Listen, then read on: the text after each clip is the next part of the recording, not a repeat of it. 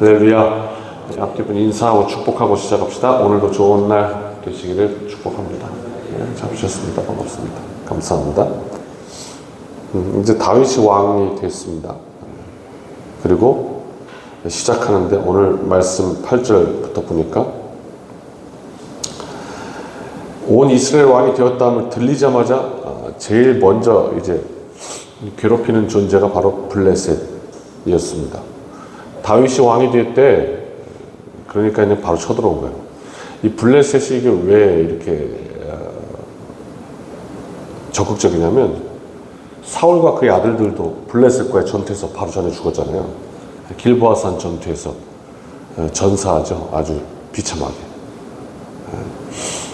그 이제 때만 되면 나타나서 괴롭히는 존재, 그게 블레셋입니다. 다윗, 이스라엘에게는. 이웃이기도 하고요. 우리에게도 그런 존재가 있죠. 일본이라고 해야 될까요? 하여튼 이웃인데 계속 괴롭혀요. 그냥 때만 되면 올라왔어. 뭐 그런 비슷한 존재였던 거예요.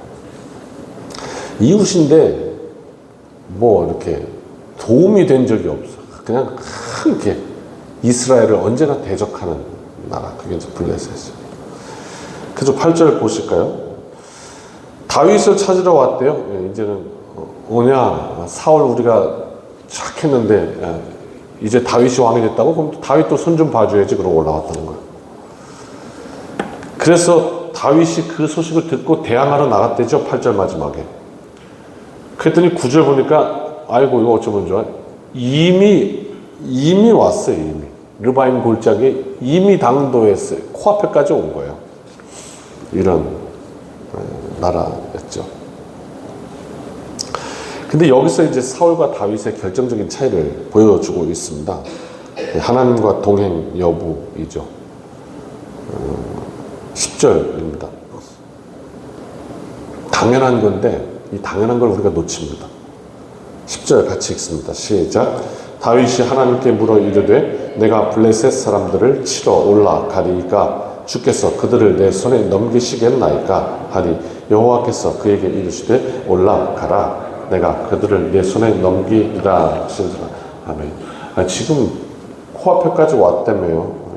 바로 왔다며요. 지금 뭐 이럴 시간적 여유가 없습니다. 완전히 5분 되겠죠. 그냥 후다다 출동 이제 이래야 되는 상황인데 당황하지 않습니다. 먼저 묻습니다.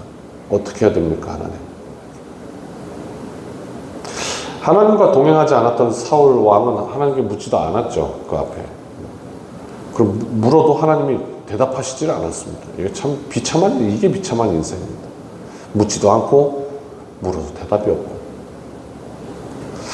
그래서 하나님이 침묵하시고 개입하시지 않는 전쟁에 이스라엘이 이길 수 없는 건 자명했습니다.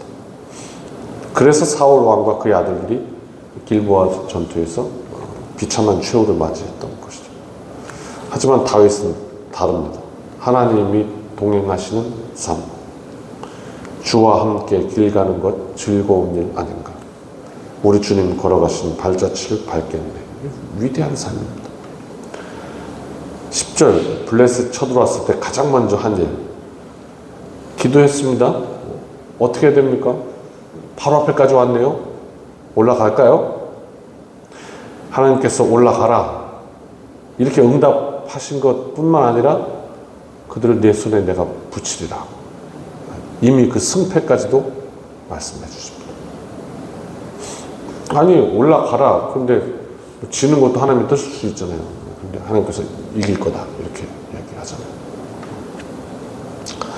그럼 말씀대로 됐고 그곳 이름이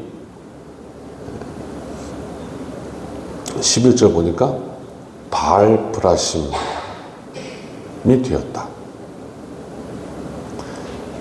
바알이 박살났다, 깨졌다 이런 뜻이거든요. 그렇게 됐다.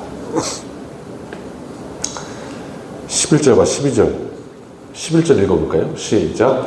이에 무리가 바알브라심으로 올라갔더니 다윗이 거기서 그들을 치고 다윗이 이르되 하나님이 물을 쪼개같이 내 손으로 그곳 이름을 바알브라심이라 부르니라. 블레셋 사람이 그들의 우상을 그곳에 버렸으므로 다윗이 명령하여 불에 살아니라. 이 장면이 되게 사실 감동적인 장면이거든요. 뭐라고 그러냐면 물을 쪼개같이 대적을 흩으셨다. 여러분 손을 이렇게 딱 해가지고 물을 한번 이렇게 탁 쪼개보실래요? 뭐 저항이 있습니까? 이거 나무를 쪼개려면은 내 손 진짜 아프잖아요. 안 쪼개지면 여기가 아프구만. 근데 물을 쪼개면 얼마나 쉽습니까? 그렇게 물을 쪼개면같이 하나님께서 이김을 주셨다는 게 대접을 흩으셨어요. 그래서 어떻게 했냐, 그렇게 깨트리셔서 바알 브라심이라고. 그냥 그 블레셋 그러면은 그냥 대표하는 게 바알인데요. 그걸 그냥 깨트려 버리셨다. 그때 그 다음에 어떻게 됐냐, 12절. 블레셋 사람들이 졌잖아요. 망했잖아요. 그 바알을 섬기던 그 도구들을 다 갖고, 예전에는 전쟁터 막 그렇게 앞에 나오잖아요. 막. 이스라엘도 막 언약궤. 그거를 그냥 거기다가 다 그 골짜기에다가, 르바임 골짜기에다가 다 갖다 버렸다. 그랬더니 어떻게 해요? 12절 마지막에 저거 다 불태워버려라. 그냥 그 바알 도구, 우상 도구 거를 그 골짜기에서 싹 불태워버려요. 우리 교회 그런 사건 있었죠. 저 어렸을 때 일인데 이영희 권사님이라고 계셨어요. 그때 저기 지금도 한진 아파트인가요, 거기가? 아파트 이름은 모르겠네요. 한진 맞습니까, 지금도? 예? 아, 바뀌었습니까? 네. 그 위에 송림 아파트라고 있었죠. 거기 사실 때 이래요. 앞집에 있는 무당을 전도하셨죠. 그 무당이 교회에 나와서 점치는 사람. 여기에요, 여기. 요 자리. 요 자리에서 뒤로 발락 넘어가가지고 아주 난리가 났죠. 막 성도들과 싸우고. 뭐, 우리 집사님 권사님들 다 모여갖고 귀신 쫓는다고 그냥 여기서 둘러앉아고 찬송 부르고 난리 없어. 안 나가기는 눈 동그랗게 뜨고 네가 뭔데 나한테 말해 이렇게 그래가지고 난리 한바탕 벌어져. 주목구 목사님 와서 이렇게 안수하고 그 귀신 나갔어요. 그걸 어떻게 하냐면 사람이 그렇게 확 변해요. 그죠? 그때 경험하신 분도 있지. 막 목소리부터 바뀌어요. 그렇게 그냥 간사하게 뭐라고 그랬죠 그때? 난 평강 귀신이라고 했더라. 그랬어요. 그러다가 눈물을 쭉 그러면서 어쩌면 그 사람 얼굴이 변합니까? 막 이러던 얼굴이 평안해지고 그리고 고맙습니다. 그러고 갔어요. 근데 얼마 뒤에 또 귀신 들어왔대요. 그리고 이제 가셨죠, 신방. 그랬더니 이제 거기서 발견한 게 뭐냐? 장롱 속에다가 그 점치던 거, 그거를 아까워갖고 못 버리고 그거 발견한 거죠. 이걸 안 버리면 어떡하냐, 어떻게 버리냐고. 그때 이제 거기서 그 말을 합니다. 난 이거 못 버린다. 무당이. 이거 버렸다가는 나한테 화가 미칠까봐 난 무서워서 못 버린다. 그래가지고 그 송림 아파트 앞마당에 주목교 목사님이랑 원래 사모님이랑 두 분이 마주 앉아가지고 그걸 다 끄집어내갖고 장롱에서 끄집어내서 앞마당에다 놓고 그걸 이제 다 태우는 거죠. 너로 태우면서 농담을 주고받으시면서 이 불에다가 생선이나 구워 먹을까? 뭐 이러면서 하셨다고 그래요. 그렇게 태우고 정리됐다. 그런 얘기를 들었어요. 여기는 나도 경험했고 어렸을 때지만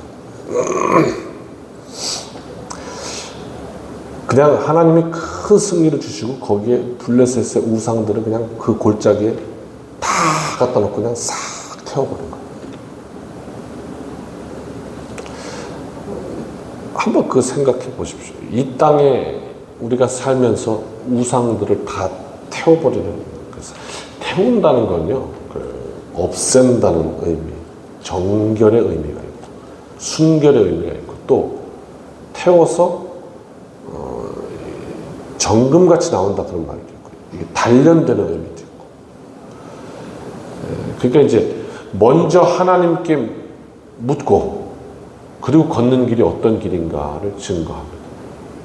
근데 이 간단한 걸 우리가 왜 놓치냐면, 우리는 자주 먼저 일 저지르고 하나님 앞에 와서 나 이거 어떻게 하면 좋습니까? 살려주십시오. 다윗은 어떻게 했냐? 먼저 묻고 그리고 갔다. 당연한 건데 이게 참 그렇습니다. 오늘 우리가 이 새벽에 잘 자야 되는데 왜 잠을 깨고 이렇게 아침에 나왔냐? 먼저 묻고 한 다음에 시작한다. 참 의미가 있습니다. 그렇게. 그래서 이 아침에 먼저 묻고 오늘 하나님 어떻게 살았으면 하나님 기뻐하시겠습니까? 그리고 한번 그 삶에 도전해보는 그런 복된 삶이 되시길 축복합니다. 두 번째는 그 다음에 끝났거든요, 전쟁이. 근데 13절 보십시오. 블레셋 사람들이 다시 골짜기로 침몰한지라 또 쳐들어왔어요. 억울했나 보다. 그래갖고 또 재정비를 해가지고 또 쳐들어온 거예요. 그때 다윗이 어떻게 해요? 14절 같이 한번 읽어보시기 너무 재밌어요. 시작. 다윗이 또 하나님께 묻자온데 하나님이 이르시되 마주 올라가지 말고 그들 뒤로 돌아 뽕나무 숲을 맞은편에서 그들을 기습하되 15절까지만 읽읍시다. 뽕나무 꼭대기에서 걸음 걷는 소리가 들리거든 곧 나가서 싸우라. 너보다 하나님이 앞서 나아가서 블레셋 사람들의 군대를 치리라 하신지라. 아멘. 또 쳐들어왔단 말이에요. 그랬더니 이번에는 하나님이 그 바알브라심에서 싸웠던 그 전투와는 다른 방법으로 싸우라고 그래요. 그죠? 앞에서는 올라가라 그랬거든요. 가서 이제 맞짱 뜨라 이 말이에요. 근데 14절은 뭐라고 그러죠? 마주 올라가지 말고 그런단 말이에요. 이번엔 안 돼 그렇게. 그리고 어떻게 하죠? 그들 뒤로 돌아 뽕나무 숲으로 가서 숨어 있다가 그들이 오면 발자국 소리가 들리면, 근데 이 발자국 소리가 걸음 걷는 소리가 들리면 곧 나가 싸우라. 이게 그들의 걸음 걷는 소리가 아니거든요. 하나님의 군대가 먼저 가겠다는 그 앞에. 네, 그죠? 말씀은 그렇게 돼 있죠. 네. 하나님이 앞서 나아가신다. 그래서 그 군대 발자국 소리를 듣고, 하나님의 군대 발자국 소리를 듣고, 그리고 나가 싸우라. 내가 함께 하리라. 이렇게 말씀하셨어요. 이게 우리가 다 결과를 알고 나니까 되게 쉬운데요. 가만히 생각해보니까 참 재미있어요. 블레셋 입장에서 한번 생각해보세요. 지난번에 와가지고 그 르바임 골짜기에서 그냥 대판 당했잖아요. 그리고 뭐 또 와서 또 당하겠어요? 지난번에 그렇게 당했는데? 그렇잖아요. 상식적으로 이번엔 다른 방법으로 싸우려고 했을 거 아니에요. 지난번과 같은 상황이면 우리가 이길 수 있는 다른 방법을 찾아갖고 왔을 거 아니에요. 안 그렇겠어요? 또 똑같이 와갖고 또 갖다 박으려고? 아니잖아요.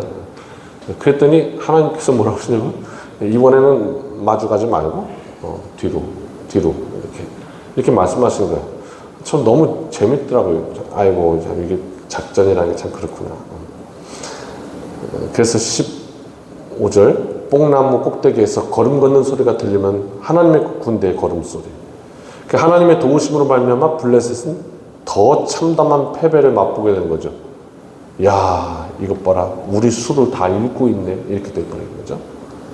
그래서 어떻게 해요? 이 전쟁의 결과로 16절 기브온에서 게셀까지 이르렀고 17절 이 사건으로 말미암아 사실 이스라엘에게는 이 기습으로 쳐들어온 굉장한 위기였지만 이 위기 때문에 다윗의 명성이 온 세상에 퍼지는 계기가 됐다. 이게 오늘 말씀이죠. 그렇습니다. 하나님께서 함께 하시는 인생 강력합니다. 그러나 이 길을 걷지 않는 인생이 이 길을 걷는 인생이 많지 않다는 게 사실입니다. 하나님께 묻지 않고 결정하고, 기도도 그냥 이렇게 하나님 어떻게 했으면 좋겠습니까? 이렇게 묻는 것이 아니라 이렇게 내 뜻대로 이렇게 고집하고, 그러다가 일을 그르치고, 그제서야. 그 오늘 말씀에 되게 중요한 거 하나 알려주죠. 좀 순서를 지켜라 하는 거죠. 앞뒤 순서를 좀 맞춰라. 뭐냐? 먼저 물어라. 그렇습니다. 유능한 지휘관은 승리하는 방법을 압니다. 그래서 전쟁에서 승리하는 비밀은 그 유능한 지휘관의 지시에 따라서 잘 따라가야 하는 거죠, 명령을. 그 유능한 지휘관, 가장 탁월한 누구인가? 하나님이시다 하는 거예요. 우리가 살면서 하나님께서 너무 잘 아시는데 우리 길이 인도하신 대로 가면 이긴다. 이 아침에 어떻게 하나님이 한 날 살까요? 먼저 묻고 승리하는 복된 날, 능력의 날 되시기를 주님의 이름으로 축복합니다.